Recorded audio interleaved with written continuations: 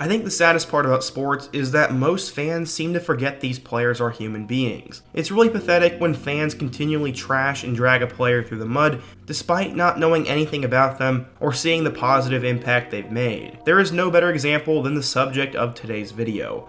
As I was scrolling through social media, I saw some of the worst things I've ever seen from sports fans, and sometimes this makes me embarrassed to be a fan of football and even be associated with these kind of people. I'm not going to put these tweets or show these examples, but I want to show the positive side of this guy's story and help you to understand the other side of this guy. Coming out of college, Jalen Reagor was expected to be a superstar in the NFL. Not only did he have blazing speed, but he had made history at TCU, and some said was the most versatile player in the entire draft. Instead, he has gone from a guy with so much potential to one of the biggest what-ifs in draft history and the most hated player on the Philadelphia Eagles team. In today's video, I want to talk about the rise and fall of Reagor, go back in time and tell his story, talk about why he was such a hyped up prospect, and ultimately what has gone wrong for him. But before we can get into today's video, nearly 80% of you guys are not subscribed, and we're now on the road to 100k, so quickly be sure to hit that subscribe button, smash that like button for the algorithm, and turn on post notifications so you never miss when I upload. Now, let's get started and talk about what happened to Jalen Reagor. Right before we get into it, if you want to check out all my What Happened To videos, I have links in both the description and the comment section, and there are endless hours of videos about that, so be sure to check those out. But going back in time, Jalen Reagor was always born to be a superstar. In fact, he was the son of a former Texas Tech All-American and second-round pick in the 1999 NFL Draft. Because of that, many said that Jalen was born for greatness. But when did he first know he wanted to play football? Well, the journey began back in 2007 when the Chicago Bears and the Indianapolis Colts would play in the Super Bowl, as his dad Monte was then a Colts defensive lineman. He was sidelined due to injuries he had sustained in a car accident, but it left a lasting impact on Jalen as he watched the game.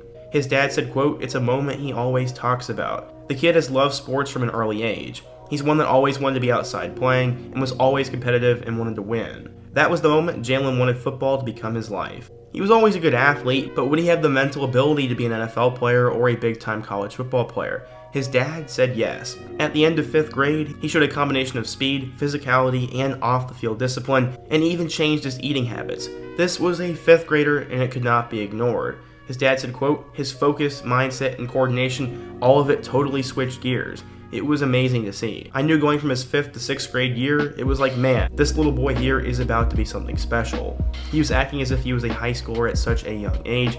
He wanted to get up, work out, and wanted to watch what he put in his body. This is pretty crazy for a middle schooler, but it showed that he was on the path to greatness. He was an insane athlete, but many thought he was destined for greatness in a different sport. He had the words track star written all over him, but he could also make an impact in football, and that was his sport of choice. He was born and raised in the talent and football resource-rich state of Texas, and he started to get national attention as he was quickly becoming a bigger deal than his dad was. He was coached for 2 years by former Dallas Cowboys quarterback John Kitna, and Kitna knew this kid was special.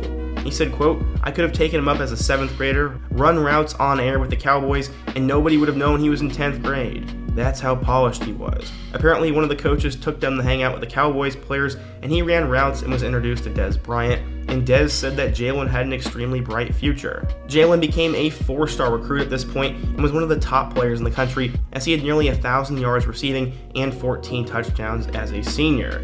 That same year, he also won a state championship in long jump and some of the speed races. In 2015, he decided he wanted to follow in his dad's footsteps and committed to Texas Tech. But after some thought, he would decommit. His dad said, quote, "I think he felt obligated to go to Tech at first with me going there and graduating there as an All-American. But then I told him, son, you go where you want to go." And I think he made the best choice he could have made. Big-time blue blood programs wanted him, and he chose one in the state up north who had recently produced a receiver very similar to him. It was Sterling Shepard, and that school was Oklahoma. He chose the Sooners, and both CeeDee Lamb and Charleston Rambo were in the 2017 class with him. But that didn't happen either. He would stay close to home and eventually play for Gary Patterson, as he would take the Twitter and flip to the Horned Frogs. He said, quote, "I want to first start off by saying this was a very hard decision for me to make. I want to thank the University of Oklahoma and the coaches for believing in me and blessing me with a scholarship offer, especially Coach Bob Stoops, Cale Gundy, Lincoln Riley, and Dennis Simmons. I've talked to my family, teammates, and coaches at my school, and most of all God, and because of that, I have decided to stay close to my family and friends. So without further ado, I would like to announce that I'll be decommitting from Oklahoma and committing to TCU to play with my current teammate Kennedy Snell and past teammate Jordan Kitna. Thank you to everyone who has been with me on the journey. This is my decision. The Horned Frogs were coming off a lot of success earlier in the decade, and combining that with the value of a TCU degree in his eyes, Reagor was sold. Scouts were sold too, as according to 24/7 Sports, he was a 4-star recruit, the number 13 wide receiver, and the 96th best player in the class of 2017. Reagor was now ready to dominate college football at TCU, but how would it go? When Reagor arrived at TCU, his quarterback was former Texas A&M legend Kenny Hill. Hill would end up throwing for over 3,000 yards and 23 touchdowns, but poor quarterback play is what would doom Reagor in his first 2 years. Despite that, Jalen would catch 33 passes for 576 yards and 8 touchdowns. This was one of the best seasons in TCU history for a freshman, but he would look to have an expanded role in 2018. Hill was now gone, and Sean Robinson was inserted as the starting quarterback. TCU had a lot of hype going into 2018, but it would soon fall flat. Robinson struggled. He only threw for 1,300 yards and 9 touchdowns, and the backups of Mike Collins and Justin Rogers could not do any better. Despite all that, though, he still had an incredible year. He made TCU history as he caught 72 passes for 1,061 yards and 9 touchdowns. This was one of the best seasons for a wide receiver in school history, and he was now being compared to legends such as Josh Doxson. Because of that, he had tremendous hype going into 2019, but he'd actually have beef with ESPN. He believed he was a top 10 player, but ESPN listed him as the 46th best player going into the 2019 season, and he was upset by that and was going to be on a mission to prove them wrong. Unfortunately, this is when the bad quarterback play really started to show, and he would not have a good year. At quarterback, Max Duggan, Alex Delton, and Mike Collins all got an opportunity, but none of them were really that good, and this really showed for Jalen. His stats went down as he caught 43 passes for 611 yards and 5 scores. That's still an alright year, but compared to the hype he had going into it, it was definitely a letdown. He's one of the first receivers in TCU football history to have over 2,000 career receiving yards, and he also finished with 22 touchdowns. He was a guy who did a little bit of everything. They would run him on a jet sweep, they put him back to return kicks and punts, and one time he even threw a touchdown as a quarterback. Reagor was the ultimate Swiss Army knife for any offense, and he was so good at TCU, they even made a plaque about him. Yeah, I'm not joking about that. He said, quote, "Having a plaque and having my name in the history books means the world to me. This has been one of my dreams since I picked up a football. All glory to God." He definitely made history at TCU and was expected to be a high-impact NFL player. He said, quote, "I feel like I'm the most reliable and the most versatile I can do it all guy. I'm not one-dimensional, and people get caught up in the hype, and that's life. I've always been that guy that's flown under the radar throughout high school, college, and everything. It's crazy how no matter how under the radar people try to make me, I always come out on the better end of it. I don't see why that should change now." So yeah, his stats did dip, but he was a tremendous receiver in college and had significant upside. So why was he going to be a first-round pick? Well, he ran a 4.240 at the combine, which is just absolutely insane. He was also known for being a great route runner, had tremendous ability to get yards after the catch, and he had good college production. The only downside was his size and his dip in production as a junior. Nevertheless, though, he was going to get drafted. He was taken with the number 21 overall pick in the 2020 NFL Draft by the Philadelphia Eagles. One pick later was Justin Jefferson from LSU. This will go on to haunt Reagor, and his name will be tied to this no matter what he does the rest of his career. Jefferson could go down as one of the best receivers in NFL history if he keeps his production up, while Reagor has been a bust to this point. He got off to a very rough start with the Eagles as he injured his labrum going into training camp, and he would have to bounce back from that with high expectations and a guy who performed well right behind him. What makes this really sad is the Vikings front office actually kind of laughed when Jalen was drafted and when they got to take Justin. So how would Jalen do as a rookie? As a rookie in 2020, he played in 11 games, catching 31 passes for 396 yards and 1 touchdown.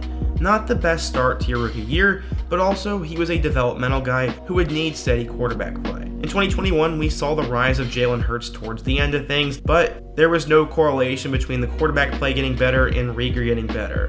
In fact, he played in 17 games, only catching 33 passes for only 299 yards and 2 touchdowns. Pretty much every single statistical category went down, and Reagor has been labeled as a complete bust. The fact that Justin Jefferson has become an all-pro receiver in his second year has only made things worse. I cannot help but think that this has destroyed the confidence of Jalen, and I'm not quite sure if he's ever going to figure it out. Today he reached an all-new low though. In their playoff game against the Buccaneers, he muffed 2 punts, had multiple drops, and was a complete liability on the field. At least that's what fans would have told you. I'm not going to lie to you and say his statistics were great, but to ask for the guy to be cut, to wish death upon him, and to throw his name through the mud is just uncalled for and honestly just immature. I could go on a rant all day long about how childish so many sports fans are, but I will save that for another video. So what has gone wrong for Reagor? Well, for one, I don't think he's in the right system. 2, pretty much every receiver who has come into the Eagles offense over the last few years has not been good. 3, I think injuries have played a role. 4, Justin Jefferson's success has given him unrealistic expectations. And 5, I just think he's lost all his confidence. I think he has the talent and the ability to be a good player, and the best thing for him would be to have a fresh start. What do you guys think though? If you're an Eagles fan, what do you think of Jalen Reagor's future with the team? Who is the biggest bust from the 2020 NFL Draft, and what player should I do in my next video? Be sure to let me know down in the comment section, smash that like button if you want to support today's video, subscribe if you're new, and check out all my other videos on the end screen. I hope to see you guys again soon, but until next time, peace.